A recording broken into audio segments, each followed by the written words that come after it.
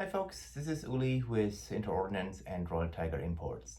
Today I want to show you a little bit what we recently unboxed, and these are a whole bunch of different Chassepot rifle. I had to get educated by Ian McCollum with Forgotten Weapons about these guns since I'm not very much familiar with the French gun, so I had to do some classes to learn about these guns. But the interesting part is the history of these firearms. So these firearms came to Ethiopia probably in the 1890s, before the Battle of Adwa. The Battle of Adwa was a battle against the Italians in Ethiopia, where the Emperor Menelik II overthrew the Italians and kicked them out of Ethiopia. The interesting story is that the Italians wanted to do, or they did actually, a deal with Ethiopia and had it kind of as a friendship deal and protection deal. So there were two different treaties in two different languages. The Ethiopian language read basically it's a friendship treaty, so that basically Italians would support Ethiopian troops and Ethiopia against any foreign enemies. And the Italian contract read it was basically a protectorate, so a kind of colony of Italy. So once Menelik II got to know all this, he rallied up, I think, over 200,000 troops, and they fought the Battle of Adwa, where the Italians were badly beaten and basically thrown out of Ethiopia. And this Chassepot rifle, and the Ethiopians call it Nas Masar, which means as much as rifle held together by brass, plays an important role in Ethiopian history. And there are several songs made about this gun, which I will show to you later on as an annex to this video. So this is a little story about the Chassepot Gras. And let me tell you what we have. So we have basically the infantry rifle, which we see right here. We do have the Cavalry carbine. We do have the gendarmerie carbine and the artillery carbine. So I will show you the guns in detail. So these are no beauty queens, don't get me wrong here. These guns are 140 years old, but they're definitely functional. The metal parts look fairly decent, and the wood, as you can see, as well. So of course there's some minor dents, cracks, or other blemishes on the wood, but the metal parts fairly nice in shape, and also many of them do not have a rear sight.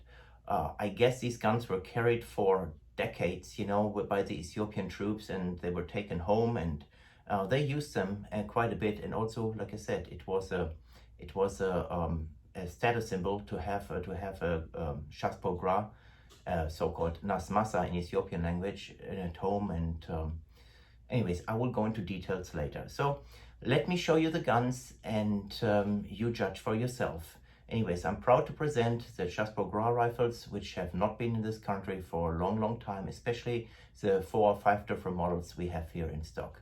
So stay tuned, I'll be right back. Here we go, here are the different versions of the Chassepot Gras rifle. So let me zoom in, let's start with the infantry rifle.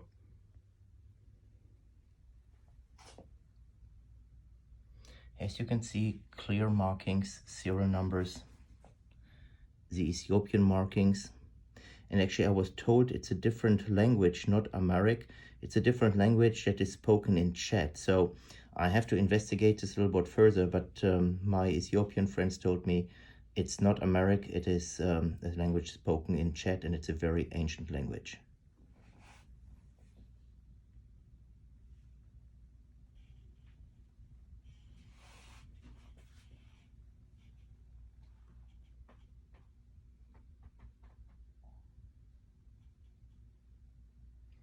So folks, this is the right side of the gun.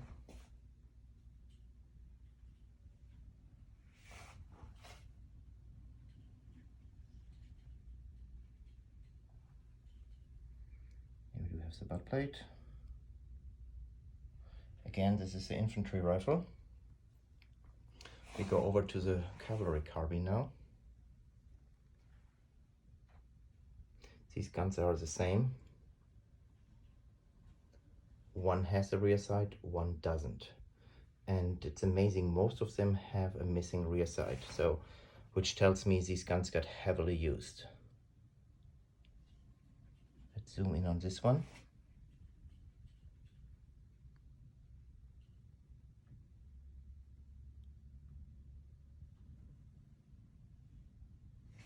As you can see, held together by brass, like in America it's called nas masa. And the Ethiopian women used to make out of these brass rings their jewelry.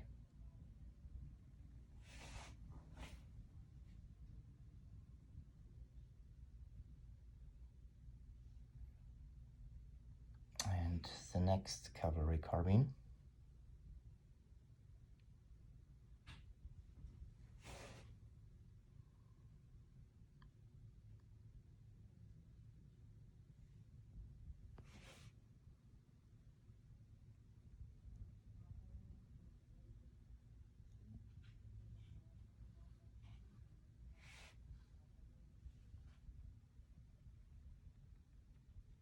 Now we go over to the gendarmerie carbine.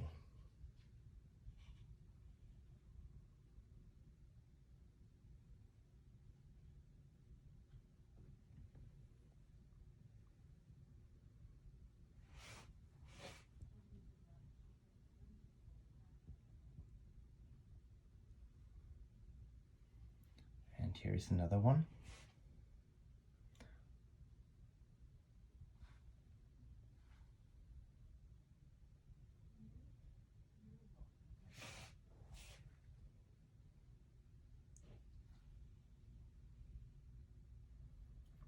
And last but not least, the artillery carbine.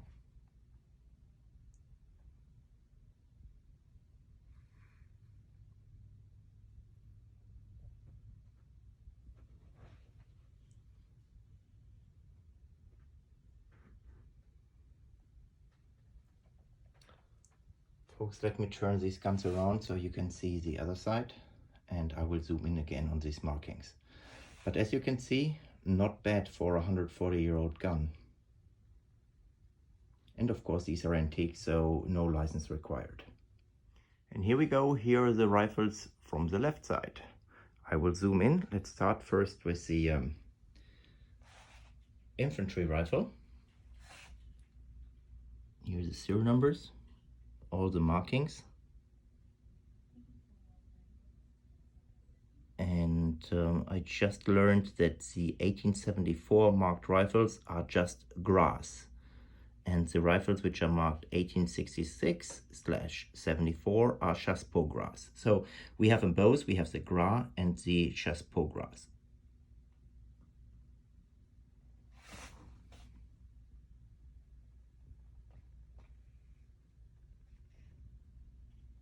Here we go.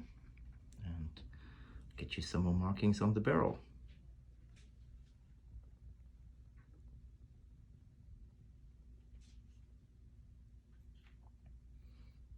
The next one is as well an infantry rifle.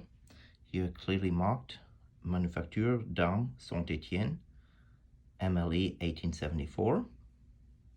It's a beautiful brass trigger guard,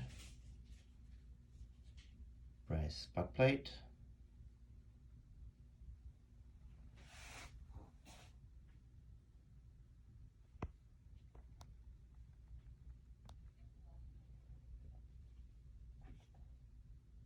and the Ethiopian added this center brass ring to the gun, but it's an infantry rifle. The next gun is a gendarmerie carbine. This is receiver date. Same thing, Manufacture d'Armes Saint-Étienne, MLE 1874.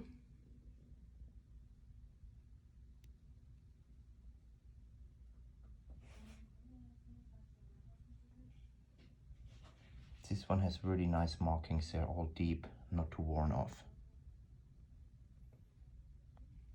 And folks, if we have cleaning rods for these guns, we'll give them of course to you. I don't want to upsell anything here. You get the guns like we receive them out of Ethiopia. And again, another gendarmerie carbine. And this one actually is marked MLE 1866-74, which I just learned is actually Chassepot Gras.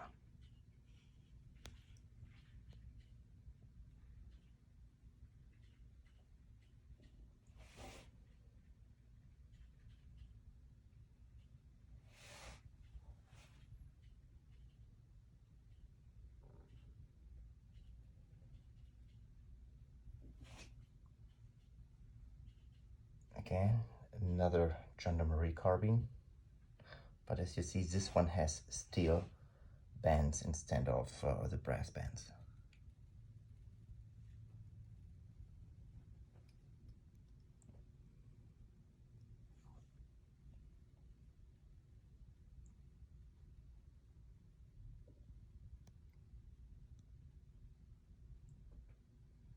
And last but not least, we have the artillery carbine.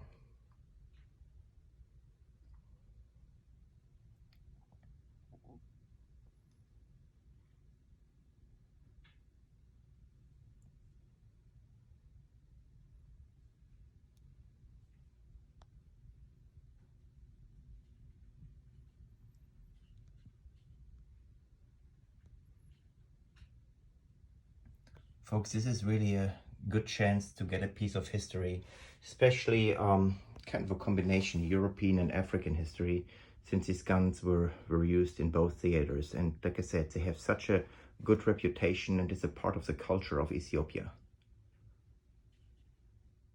Folks, I appreciate you watching my video, and I hope I told you something which you didn't know today about Battle of Adwa, about the cultural importance for the Chassepot Gras Rifle, or the Ethiopians call it the Nasmasser, for Ethiopia. And yeah, stay tuned. I will have later on this week or next week some more interesting stories coming up.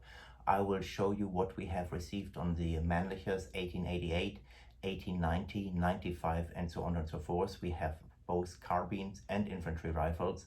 And of course, we have more of the Carcanos, and we have the Vettalis. And the Vettalis are all antique, so you don't need a license for them.